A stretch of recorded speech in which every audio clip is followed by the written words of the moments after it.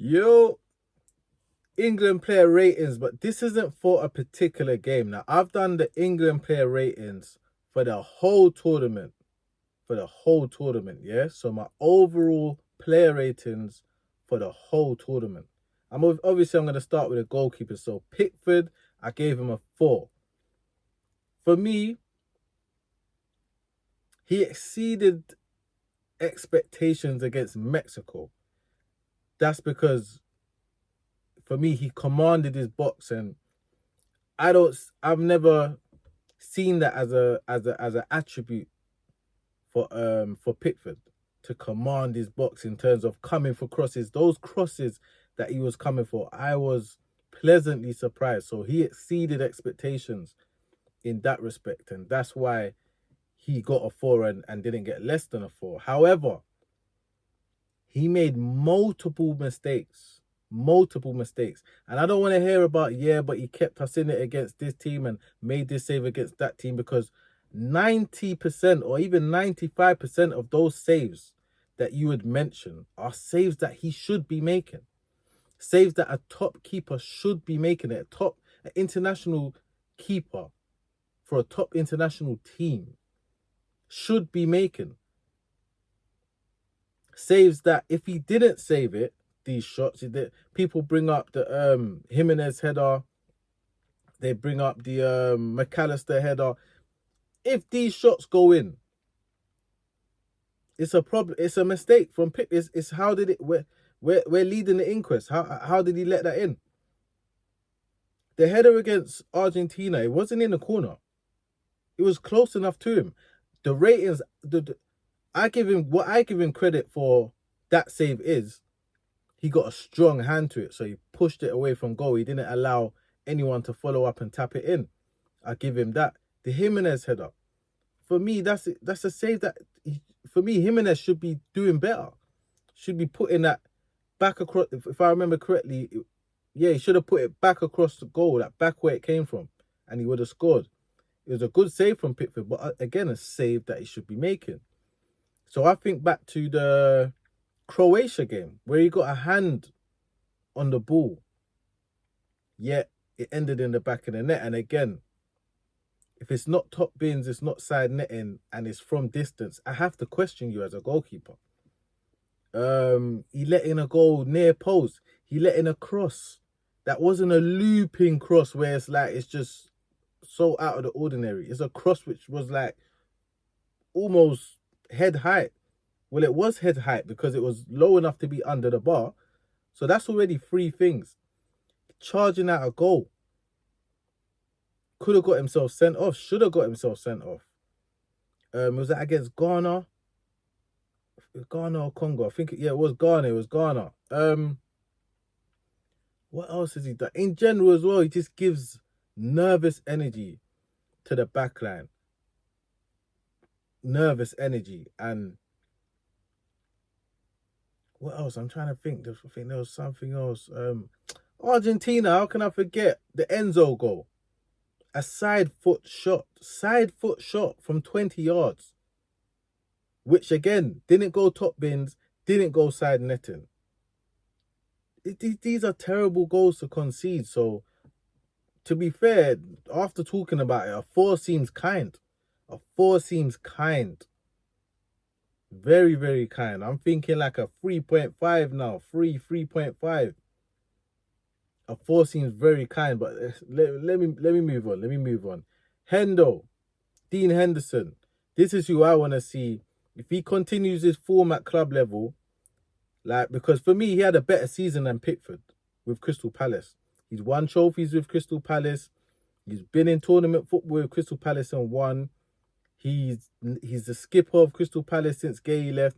And Crystal Palace have lost defenders like Gay and whatnot. Yet, their defensive record has remained one of the top defensive records in the league. So that tells me that Dean Henderson is a big factor in that. Big factor. So, for me, his club form was better, but I couldn't argue with Pickford being number 1 because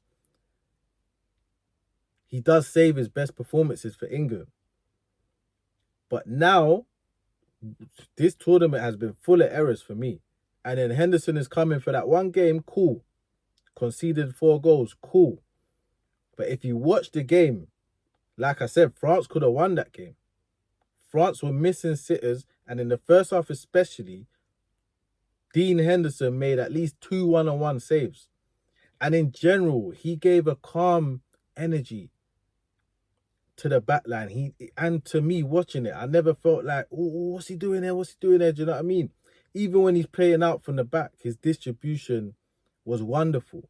Nothing too flashy, but he was patient. He waited. He didn't just launch it too quickly.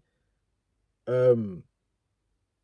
was patient. And you have to remember, people kind of give Pickford the excuse of, it's because Everton don't play out from the back, so he's used to launching it. Do you think Crystal Palace are doing tiki-taka around their box, playing it out from the back? No, they're not, but top keepers can adjust. And to be fair, Pickford has better ability kicking-wise than Henderson. So it tells me it's a mentality problem. It's a thing where Pickford would get the ball, get a rush of blood, and he wants to just launch one. He wants to be a quarterback. He starts pointing at people, hey, run, and he just launches it. You're trying to write your own script. Chill out. So Henderson, for me, is the opposite to that. The opposite. And then again, he's got good goalkeeping fundamentals. So yeah, I gave Henderson a 7. RJ, I gave him a 3. For RJ, the bar is set high. People are calling you world class, my boy. I rate you highly. People were trying to battle me and tell me you're better than Hakimi. Before the World Cup, of course. I'm saying, whoa, that is crazy. I'm fighting people in the comments, but I do rate RJ highly, so I got to be critical when he isn't at or even near that level. And for me, he was not at or even near his level. Defensively, he was found wanting. Players running off of him consistently. In almost every game, there was a player running in behind him, which cost us goals, or didn't cost us goals, but could have cost us goals. Even against Argentina, he had players running in behind him. Like, these are players that they're not quicker than him. They're just, whether it's laziness or speed of thought, I don't know, but they're getting in behind him too frequently. Going forward, poor delivery. Like, this was the biggest disappointment for me, was his delivery. When I'm campaigning for Trent to be in the squad, people are telling me, RJ can do those things that Trent does going forward. I'm saying, yeah, but not to the level. Like, Trent's level is only comparable to, like, De Bruyne and whatnot. It's a different, do you know what I mean? Different bracket. But people were trying to argue with me that, nah, RJ's right there when it comes to passing range, crosses, deliveries, whatnot. I said, all right, cool. Delivery in this tournament was terrible. I'm talking his crosses ain't even clearing the first man. So he got a 3 for me. Quansah, I gave him a 5. Played well, but an unnecessary red card could have cost us. So yeah, it kind of leveled itself out. I gave him a 5 because it could have cost us in the game, and then it could have cost us after the game because he's, do you know what I mean? He's suspended for a couple of games and whatnot. So in tournament football, rash decisions, like decision making in general, is key. So I gave him a 5. Konza, I gave him a 5. Nervy start to the tournament. Got found out at times through movement from attackers or lapses in concentration, things that he gets away with due to his athletic ability. But at this level, you won't get away with it. You will not get away with it. So yeah, I gave him a 5. Stones, I gave him a 5 as well. I think the rush showed. His lack of game time showed, but we knew that was going to show. We just hoped he'll grow into the tournament. And obviously, where we thought, being that Gay and Constance, their first World Cups, a bit of experience, leadership in that back line might be needed at times, which it was. But when it was needed, I don't think he stepped up to the mark, particularly in the Argentina game. With that deep line, your experience, your leadership should be, you along with Pickford, should be the ones making sure they get up. So yeah, I gave him a 5. Gay, I gave him a 5.5. He was okay defensively, played with nerves at time. That was my biggest critique. I could feel the nerves, what he was playing with at time. And once he gets into a little rhythm in the game, he showed what he could do in spells. So I give him a 5.5. Dan Burn, I give him a 4.5 because I feel like he failed to do the tasks that he was picked in the squad to do, which is games like against Argentina when we're camped in our own half, defending our box. You need to be heading everything away. And we went out of the tournament due to a cross and a headed goal by a 5'7", 5'8" at most gentleman, when you are like a 7-foot giant. So yeah, I can only give him a 4.5. Shalaba, I give him a 3. Hardly any game time. Came in from the cold. Cool, I get it. And he came in against the best attacking team, international team in the world. I get it. But you had your moment, 1-on-1 v Dembele, and you got chopped and you was eating dirt. So I can only give you a 3. And a 3, I'm giving him that 3 because the mitigating factors. O'Reilly, I give him a 5.5. I've heard a couple people like being a bit too critical of O'Reilly for me. First tournament, do you know what I mean? He skipped levels. He skipped the under-21 level, came straight to seniors. And I don't think he's been bad. I think he's been decent. I think people are just, when he doesn't score a goal or assist a goal in a few games, people think he's playing bad. He wasn't playing bad. I think he was playing decent. I think he even improved defensively. I think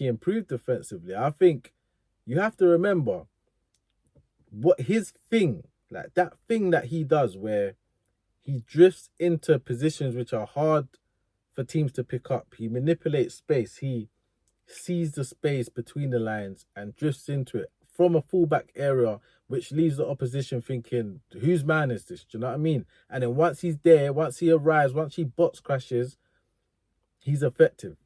Yeah? Now, to be able to manipulate those spaces, your team has to be in control of possession, in control of the football, for you to then say, okay, now's my time. I'm going to make my move. When your team is not in control and that ball is constantly getting turned over, you can't manipulate that space, because once you start making your way to get between the lines, the ball's getting turned over, then you got to sprint back to left back. When that happens a few times, you got to read the game and know, okay, let me hold my position. So I don't think you can be too harsh on O'Reilly. I gave him a 5.5. Spence, I gave him an 8. Some spectacular defensive displays. However, I say quite a few of them, if you look at it, if you rewind the tape, he actually got himself into that trouble in the first place, but then got himself out of it tremendously. And then for me, I knew about his defensive qualities, but what impressed me was when he grew in confidence, his forward play. His forward play was underrated. He was more effective going forward than every other fullback. He was more effective than O'Reilly. He was more effective than Reece James. He was more effective than Joe Quansah. He was more effective than any other fullback. Jed Spence, who would have thought? Like, who would have thought? Everyone's surprised or waxing lyrical about his defensive plays. It's like, didn't you know this? Didn't you know this? It's like, huh? But going forward, I think that's where he needs to receive the most credit. So I gave him an 8. Anderson, I gave him a 6. First tournament, was going through personal issues, losing his mum. He's still a young player, so I think considering that, and then for me, he ticked every box apart from controlling games. So that's why I couldn't give him more than a 6, because as well as he performed in all these areas as a midfielder, to not control not one game. Like, even against the inferior teams, you didn't control not one game of football from the middle of the park. I can't give you more than a 6. Declan Rice, I give him a 6.5. He had a decent tourney, but like RJ, his bar is set high. His bar is set high. He's mentioned as a world-class player, Ballon d'Or nominee. So that bar is set high. And for me, he didn't reach it and he didn't exceed it. However, he had a decent tournament. But one thing I noticed is when he underperforms, people scream injury. You know, he's injured and whatnot. But when he has a good game, all of a sudden the injury disappears. No one screams, he's injured. He's playing with an injury. No one says that. So, do you know what I mean? I can't let that affect my ratings because I don't know. It's neither here nor there for me, the injury. It's not because you're playing almost every game. When he's not playing a game, when did he play against Congo? Then I can say, all right, cool. He's probably got a knock. Or the injury that he's been carrying is bothering him now. So, yeah, he's sitting this one out. Cool. When he's playing, I can't be judging him based on injuries. I can't. Do you know how much players play with injuries? Do you know at the Euros where Jude was playing excellent, carrying us, saying who else and that, scoring and grabbing his buttocks and all that. Like, listen, remember Jude was supposed to get a shoulder surgery. His shoulder was effed.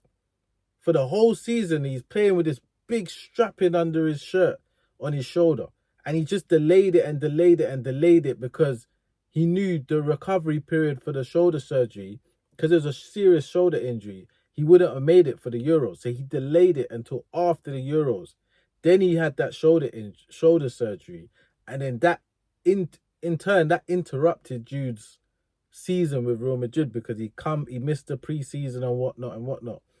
So players play with injuries and niggles and whatnot all the time. And when people talk about how much minutes Declan's played and football, do you not know that there's players that played the World Cup the Club World Cup that are now playing in the World Cup? So they had no break in the pre-season. They also had no pre-season. They had a tournament, yeah? Then they came straight into whatever leagues they're in. And then after that, they're straight into the World Cup, the National Team World Cup. So I can't really take all of that into my scoring. 6.5 for Declan Rice. For me, he should be impacting games on a similar level to Jude and Kane, if people want to put him at that level. And that don't mean he's going to score as much goals as Jude or Kane, being that he plays in a little bit more of a reserve position, although he plays more as an 8 than a 6, rarely. But he is in a more reserved position, granted. However, there's other ways you can impact the game from there, from deep. And we saw that when Jude got put back to an 8 against Congo, when Declan... Yeah, there's other ways you can impact the game, and controlling the midfield is one of them. And he failed to do that in any game. So 6.5. Jordan Henderson, I gave him a 2. Booked, injured, played less than a half of football. Seems to bring good vibes and standards to the squad, fairs. But at the same time, he's blocking the pathways of other players like Wharton. Do you know what I mean? He's blocking pathways of other players. So it's a bit selfish for me. Like, as much as people say, he's a good egg and whatnot, you should also know when to step aside if you're that much of a good egg. Because once he got injured, he's still bringing those vibes and standards to the squad, but not from a playing position. So why couldn't he do that in the first place? And then we can have someone that can control games like Wharton. It just makes sense to me. I don't get it. But anyway, moving on. Eze, 5.5, failed to impact games as much from the bench, which I'm sure would have been his remit. And he failed to do that. However, when he started, he showed his level. Rodgers, I give him a 6. Expected more overall. But he impacted from the bench once as a sub and once as a start, and then he impacted as a starter. He impacted the game as a starter. So against Argentina. So yeah, I give him a 6. But overall, I just expected more. I think when he was coming off of the bench, I was like, yeah, come on, show us what you can do now. And he didn't really grab his opportunities. Jude, I give him a 9. I couldn't give him a 10 because he failed to get us over the line, inevitably. But he succeeded in everything else. Highest scoring Englishman in a World Cup tournament ever at age 23. Carried this team at times at age 23, even at age 22, because he turned 23 in the tournament. So there's games that he carried us and he's 22 years old. He was doing everything that Harry Kane should have been doing. Leading as well. This guy is the captain. He is the captain. I don't care about no armband. He is the leader of this team. I see him little broing people that are 10 years old. Like he's doing, you know when they say, oh, put an arm around him, have a word with the younger player. He's putting his arm around players, senior players, and giving them that talk like, yo, chin up. Yeah, whatnot and whatnot. So yeah, I give Jude a 9. Noni, I give him a 4. At times he was our most threatening winger. But that's all it ever is, a threat. He's like one of them guys that just threatens you and never follows through. Threatens to punch you in your face and never ever punches anyone in their face. Saka, I give him a 7. Grew into the tournament as his confidence grew. But he needed more game time. Gordon, I give him a 7. Whether Gordon plays good or bad, and for me, the majority, almost all of this tournament, yeah, he was playing bad in totality. He was having some poor games, yeah, poor touches, chasing his touch, poor link-up play and whatnot. But he affects the game, even when he's having these bad games. He affects the game, whether it's with his defensive work rate or with his whether it's with his attacking work rate, getting in behind, stretching teams, counter press. He affects the game whether he's playing good or bad. So I had to give him a 7. Rashford, 5.5. Always leaves you wanting more. He always leaves you feeling like he didn't empty the tank on the pitch. He always leaves you feeling like he has more to give. So I could only give him a 5.5. Watkins, I gave him a 4.5.